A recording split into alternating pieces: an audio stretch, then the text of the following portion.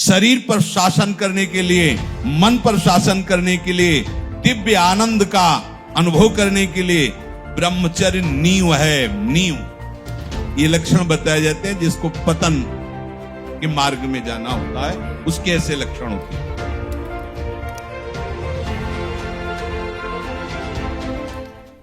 जिसको कश्यप जी से उनके गुरुदेव कह रहे कि जिसको इस मनुष्य जन्म में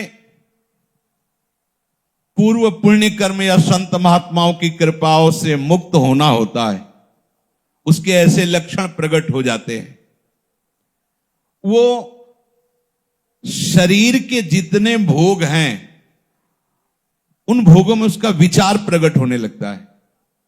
कब तक कितना खाते रहेंगे, ये कितना देखते रहेंगे, कितना भोगते रहेंगे, ये प्रारंभिक दशा विचार प्रकट होने लगता है। मन कहता है ये संयोग कब तक रहेगा, कितना कितना विचार, अंदर विचार प्रकट होता है। उस विचार से उसके हृदय में इस शरीर और इन भोगों की जलन से मुक्त होने की इच्छा जागृत होती है। अब वो दानम व्रतम ब्रह्मचर्यम यथोक्तम ब्रह्मधारणम दमः प्रशांतता चैव भूतानां चानुकंपनम संयमाश्चानृशंस्यं च परस्वादानवर्जनम व्यलीका नामकरणम भूतानां मनसा भुवि माता पित्रोश्च शुश्रूषा देवतातिथि पूजनम गुरु पूजा घृणा शौचम नित्य मंद्रिय संयमम। अब उसके हृदय में उदारता प्रकट होती है। क्या वो अब संयम में आने लगता है। कम आहार करना, सात्विक आहार कर, यार आहार से प्राण ही पोषण तो करना, चाहे जो कुछ पाओ, इस पर तो भाई संयम करना पड़ेगा। कुछ काल तक आप करके तो देखिए। अभी आपने आहार का केवल देखा है हिसाब, तो आपकी दशा क्या है। आप थोड़ा संयम में आइए और रसेंद्री के मांगे हुए आहार को कम दीजिए। मान लीजिए ये जन्म थोड़ा इसमें लगा दीजिए, आप देख लीजिएगा। केवल प्राण पोषण होता है आहार से, लेकिन जब आप रसेंद्री से युक्त होकर फिर वो आपको और भोगों में फंसाएगा, बच नहीं सकते, पक्का नहीं बच सकते। संभालना पड़ेगा, संभालना पड़ेगा। जब तक आपकी रसेंद्री ठीक नहीं होगी तब तक आप हमारी बातों को धारण करने की योग्यता नहीं प्राप्त कर पाएंगे। समस्त इंद्रियों में चांचल्यता प्रकट करने वाली प्रमुख इंद्री रसेंद्री है, जिह्वा। इसको संभालिए, संभालिए। जगह जगह ये बात शास्त्रों में पाई जा रही कि बहुत साधना में इसका योगदान है, रसेंद्री का। बहुत संयम में रही। हमने बहुत से संत भगवान को देखा है। अब ये जो विचरण करने वाले महात्माओं घटना होती कि भाई 35 रोटी पा गए, ये पा, अब 8 दिन भोजन नहीं मिला तो 35 रोटी क्या करेगी। एक बार में पा लिया, फिर 5-6 दिन के लिए फुर्सत, वहां कुछ विकार थोड़ी आने की जरूरत है। हाँ, जब आपको बाल भोग मिल रहा है, राजभोग मिल रहा है, शयन भोग तीनों टाइम मिल रहा है, तो अल्पाहार, थोड़ा थोड़ा सात्विक आहार, भजन, हर समय आप बैठ सकते हो, ऐसी हो। अब वो ब्रह्मचर्य व्रत को धारण करेगा। उदारता, संयम, खान पान, ये सब, और ब्रह्मचर्य। सच्ची मानिए ये अलौकिक व्रत है। ब्रह्मचर्य धारण करने वाले को बादाम, हलवा, घी की जरूरत ही नहीं भाई, बिल्कुल सच्ची मानिए। जैसे तप्त भूमि में पैर कैसे पड़ता है, एकदम ऐसी बिजली रहती ब्रह्मचारी के शरीर, बिजली। 60-60 किलोमीटर बिना विश्राम किए चलते देखा है। पीछे भी चर्चा की थी, हम हार गए। कमंडल हाथ में छड़, ब्रह्माकार वृत्ति, चले जा रहे। कब आहार मिलेगा, कब विश्राम, कोई मतलब नहीं। आहार भगवदाकार वृत्ति, ब्रह्मचर्य अत्यंत आवश्यक। जिसे आप खिलवाड़ समझ रहे हो, ये बहुत बड़ी हानि है। जिन लोगों को ऐसा लगता है कि ब्रह्मचर्य छीण करके हम घी दूध पी करके या मकर और कौन सी भस्म और स्वर्ण भस्म मकर ध्वज और क्या क्या, भाई ये सब उसकी पूर्ति नहीं कर सकते। ध्यान रखना, जो ब्रह्मचर्य आपका छीण हुआ, जो नस नाड़ियों का अभ्यास आपका गलत बन गया, उसको कोई भी भस्म, कोई भी औषधि, कोई भी घी दूध बादाम पिस्ता ये पूर्ण नहीं कर सकता। ध्यान रखना, जिन लोगों को ऐसा लगता है वो भ्रम में है, वो भ्रम में है, वो भगवत आराधन की योग्यता खो देंगे। ब्रह्मचर्य अत्यंत आवश्यक है। नींद पर काबू पाने के लिए, शरीर पर शासन करने के लिए, मन पर शासन करने के लिए, दिव्य आनंद का अनुभव करने के लिए ब्रह्मचर्य नींव है, नींव। भले आप गृहस्थ में हैं तो शास्त्र आज्ञा करता है संतान उत्पत्ति आदि के लिए, बस बहुत जन्म हो गए खिलवाड़ करते हुए, थोड़ा तो संयम में इस जन्म में आ जाओ, चाहे गृहस्थ हो चाहे विरक्त हो। ऐसी प्रवृत्ति जो हम अनेक जन्मों से करते आए हैं, वही इस महामहिम मनुष्य शरीर को प्राप्त करके हम पुनः गलती दोहरा रहे हैं। अब हमको वो करना है जो आज तक किया नहीं। आज तक भोग करते रहे तो अब ब्रह्मचर्य से रहेंगे, आज तक विषय चिंतन करते रहे तो भगवत सेवा चिंतन करेंगे, आज तक संसार के रूप का चिंतन करते अब स्वामी के रूप का चिंतन करेंगे, आज तक संसार का नाम गुणगान करते रहे, प्रपंच का, अब मैं प्रपंचातीत प्रभु के नाम का, उनके गुणों का गायन करूंगा। जब जिसको भगवत प्राप्ति होनी होती है मनुष्य शरीर में, तो ये संयोग प्राप्त होना शुरू हो जाता है। वो शास्त्रों का स्वाध्याय करने लगता है। इंद्रियों की चांचल्यता उसे अच्छी नहीं लगती, देखना सुनना बोलना, वो गंभीरता आने लगती है। कोई भी उससे बात करे मुस्कुराकर, ऐसा दयाचित, सब पर करुणा करने वाला उसका स्वभाव बनने लगेगा। चित्त विषय चिंतन के लिए लालायित नहीं होगा, लालची नहीं होगा, चित्त उदासीन हो, कुछ अच्छा ही नहीं लगता। स्वभाव में कोमलता, दूसरों से कुछ लेने की इच्छा का त्याग,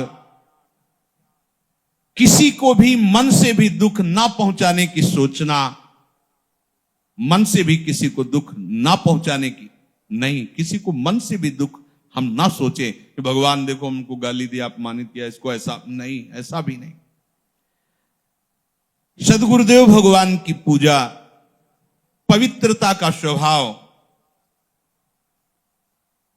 और अपने इन कर्मों का कभी प्रचार ना करना, यह है जिसकी उन्नति होनी, भगवत प्राप्ति होनी होती है। तो ये लक्षण उसके हृदय में जागते हैं। अपने शिष्य कश्यप जी को वो बोल रहे हैं। और जिसका पतन होना होता है, नाश होना होता है, उसे विपरीत बुद्धि प्राप्त हो जाती है। बुरी दशा आने के पहले बुद्धि बदली जाती है। उसके हृदय में विपरीत दशा जागृत होती है। विनाश काल में बुद्धि व्यावर्तते चास्य विनाशे प्रत्युपस्थिते, उसकी ऐसी बुद्धि में उल्टी भावना आ जाती कि कब तक ये सब, अरे भोगो यार, भगवान को मिलना होगा मिल जाएंगे, ना मिलना ना, सामने भोग उपस्थित, भोगो। उसमें धैर्य नहीं रहता। ये लक्षण बताए जाते हैं जिसको पतन के मार्ग में जाना होता है, उसके ऐसे लक्षण होते हैं। वो अपने धैर्य को नहीं बनाए रखता। कोई भी भोग सामने आया, विचार नहीं करना, पशु की तरह बस उसे स्वीकार कर लेना, नहीं। विवेक, अगला कदम रखने के पहले विचार करो, मेरा कदम कहां रखा जा रहा है, क्या होगा, अगर मैं ऐसा करूंगा तो होगा क्या, अगर हमारे हरि गुरु अपनी कृपा की नजर हमसे हटा लिए तो फिर होगा क्या।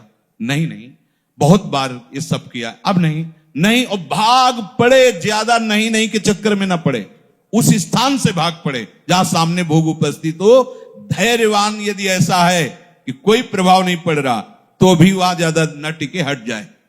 काजर की कोठरी में कैसो भी सयान हो जाए, दाग लागी है, पैलागी है, पैलागी है, महापुरुषों ने कहा है। उसका धैर्य खत्म हो जाता है, धैर्यवान नहीं रहता। बहुत ध्यान देने योग्य बात है। शिष्य को बता रहे जिसका मंगल होना होता है उसके ऐसे लक्षण जो आप पहले वर्णन किए, और जिसका पतन होना होता उसके ऐसे लक्षण। अब वो विषयों के अनुकूल समय में मन पर अधिकार ना होने के कारण वो अपनी प्रकृति के विरुद्ध आचरण करना शुरू कर देता है। अपनी स्वाभाविक प्रवृत्ति प्रभु की तरफ होनी चाहिए, उनके हम अंश हैं, पर वो विरुद्ध आचरण जो भगवत मार्ग से हमें पतित कर दे, ऐसे आचरणों में खुश होकर वो चलने लगता है। अत्यंत हानि पहुंचाने वाली वो क्रियाएं करने लगता है। देख लीजिए ये सब, उनका क्या व्याख्या करें। अत्यंत हानि पहुंचाने वाली, पता नहीं है, और अपने जीवन को स्वयं नष्ट कर रहे। जब उनको शिक्षा दो तो उनको बुरा लगता है कि हमें ऐसे महासुख से वंचित क्यों कर रहे हैं। अरे पागल, ये कोई सुख है जो तुम्हें क्षीण कर रहा है, नष्ट कर रहा है। आओ सुख सिंधु प्रभु के नाम रूप में देखो कैसा अपार सुख है।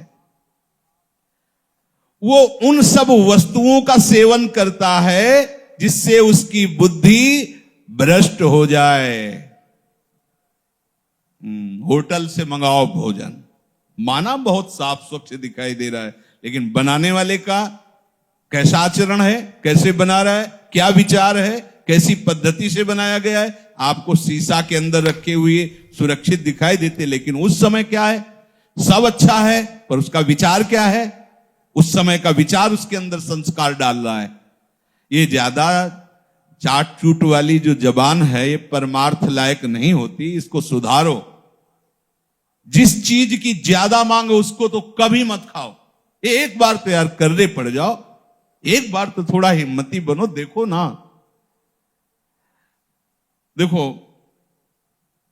एक ऐसा फिर समय आता है कि इन सब बातों का महत्व नहीं रहता जो हम आपको बता रहे हैं, कोई महत्व नहीं। एक समय पूज्यपाद उड़िया बाबा एक कवल एक बार में दे दो, जितना देना, 24 घंटे में एक बार, बस एक कवल।